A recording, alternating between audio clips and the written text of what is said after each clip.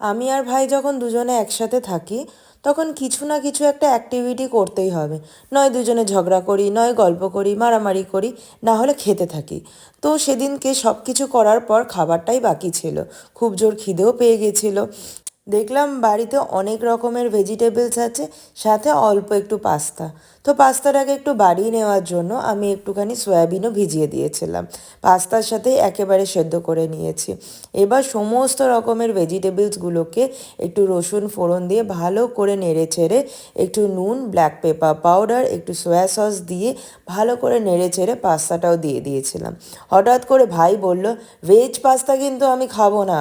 অগত্যা আমি ওই সবজির মাঝখানে একটু জায়গা বার করে ওখানে একটা ডিম ভেজেই দিলাম।